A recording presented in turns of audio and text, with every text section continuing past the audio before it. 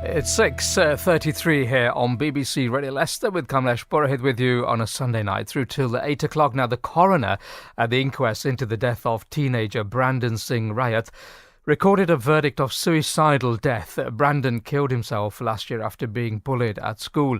Well, the coroner added that chances to assess him face to face were missed by the children's mental health services. Well, Brandon's mum, Mina, was on this very programme earlier this year to talk about her campaign to highlight the issue of bullying in schools. And she joins me live in the studio now. Mina, thank you so much indeed for joining us here on BBC Radio Leicester. Welcome to the programme. Thank you. Now, first of all, what was your reaction to the coroner's verdict? I felt that we did get some justice for Brandon, but last minute the coroner pulled out nobody from school came down to the inquest. So on that basis, we're wanting a public inquiry because that's where all of Brandon's problems started from. Also, we waited 1 year for Brandon's inquest, all due to a safeguarding report that still hasn't been completed. I found with CAMS we did get justice because she did find that there was no record of risk assessment, no face-to-face assessment. She also said there was too much reliance on me, which was affecting my mental health also. She also said there was missed opportunities and key warning signs that were missed. Now, sadly, Brandon is no longer here and nothing that could have been said or done in court would have brought him back. But of course, from your point of view, you need some sort of closure, but you also need to, because that's part of the campaign that you've undertaken, isn't it? That you don't want this to happen to any other children who are caught up and any other parents to end up in the situation that you guys have done. Do you feel this went in some way towards that? I really do, because we wasn't being heard right from the beginning, which I found in the inquest, everything came out. I mean, obviously his 2 suicide attempts that we knew about, there were dangerous signs that he was giving away his possessions, emptying his room, and 11 days prior he'd disclosed to a psychiatrist that he'd tried to kill himself by putting a belt around his neck. There were so many self-harm attempts, and I found that there was a link between his antidepressants and his suicide attempts and his aggression.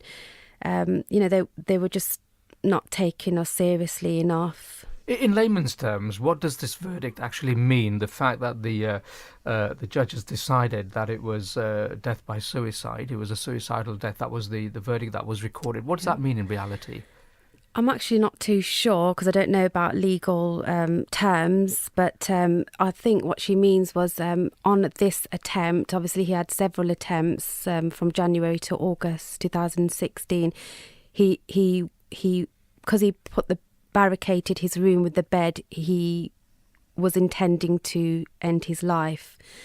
Whereas on the first occasion in January, he was feeling regretful of his actions. So now, as a result of the coroner's comments at the inquest, where she said that she'd be writing to the Department of Health and also the clinical commissioning group as well, do you think this may help in other families getting more support? I'm really hoping that it will. We've already had quite a few positive outcomes from Brandon. We've got CAMS also said at the inquest that there is now a crisis outreach team. Obviously, children who suffer with social anxiety and depression, part of their illness is that they cannot leave the house. This is what we were lacking. He was left at home for 8 months because he wouldn't engage with anybody. He would lock himself in his room. So this outreach crisis team is actually the government has given funding to CAMS, and it's been brought in April 2000 this year. So obviously, I think it's 6 weeks they get help inside their homes. So I'm pleased to hear that. Also, I think the GP was saying they have a link with CAMS, so the communication will be a lot better. So a number of things have been put into place since the tragic death of Brandon. Is there anything else from your personal experience that you feel needs to be done or put into place because of what you experienced yourself? Yeah, I mean, I think definitely the government need to take child mental health extremely serious. Obviously, Brandon, they thought we thought he had traits of OCD and autism. He actually had to wait 17 months for an assessment. There was a 17-month delay, and when he did have his appointment, they knew Brandon was not leaving the house, so they delayed it further by not giving him an assessment at home. So I think there's a lot, the waiting list, the funding, all needs to be looked into. Now, you mentioned at the offset that the school actually didn't attend the hearing. Yes, I was very shocked actually. I'm actually quite confused at why the school. I mean, it has been explained to me, but it was last minute that they actually said that after a police investigation, she will not be calling the school. And I'd like to tell everybody that there actually was no police investigation.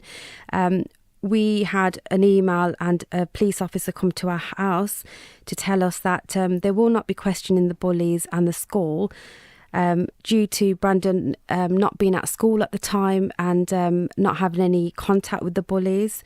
So basically, because he was at home for 5-6 months, excluding the holidays, they're not going to look into the bullying. So there was no police investigation because the coroner actually refused our request of disclosing that report. This is why, unfortunately, I can't stop at the inquest. We'll need to go to a public inquiry to see why the police have not disclosed this report. Okay, so that's what you're calling for next. Yeah. Have you been advised on whether you will actually be able to get a public inquiry? We've actually got our local MP, Keith Vaz, who has been very supportive, and he is the next step. He will be hopefully helping us to move things forward, because that's one thing that we need, disclosure. So that's your next aim. Yeah. Of course, in addition to that, and you were talking about this the last time you were on the programme, Mira, you launched a campaign to highlight bullying in schools. How has your campaign been going? It's gone really well. We launched the campaign in May, and obviously the campaign's called Stop Ignoring Me, Boycott the Bullies. This is Brandon's words. Obviously, the campaign is to create awareness of the effects of bullying on mental health. What we actually want at this campaign is to set clear guidelines and legislation on what is bullying, when does banter actually turn into bullying.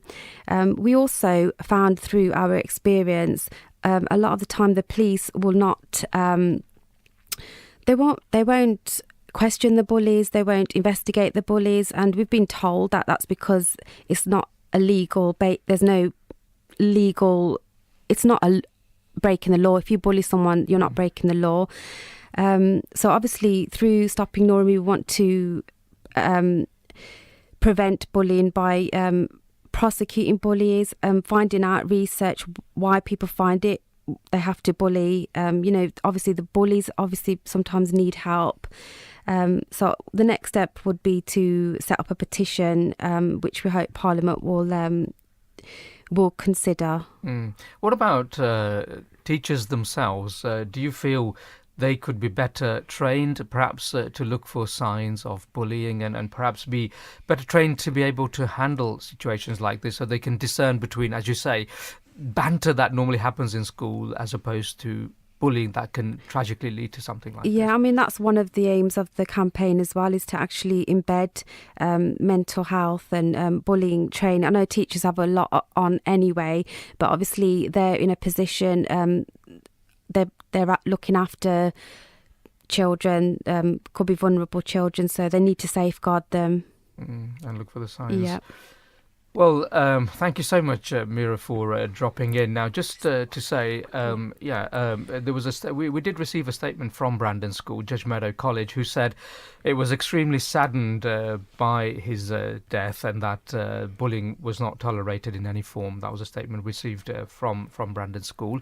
You wanted to say something else, Mira? Yeah, I mean, obviously the Ofsted School for Judge Meadow says it all, that the children are accustomed to bullying. Obviously the Ofsted report was a damning report, and it it was focused on the bullying. Children were not safe, they're not feeling safe. I feel that the police are sending a very dangerous message to bullies, to Brandon's bullies, that it's acceptable to bully, there will be no consequences.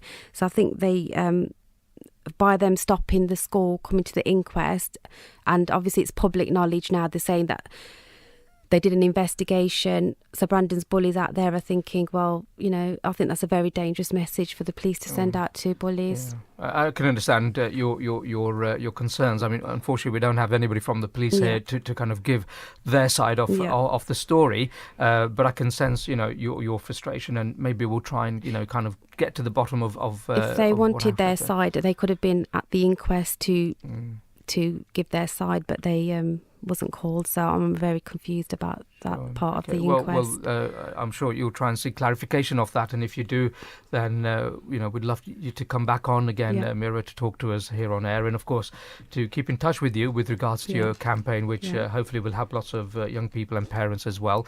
I know it's been a really tough week for you, and mentally it must have been very exhausting. So very grateful for you to drop in to talk to us, and wish you all the best, you and your family. Thank you for having us. Thank you very much. Thank you. That's Brandon's mum, Mina, I keep calling you Mira.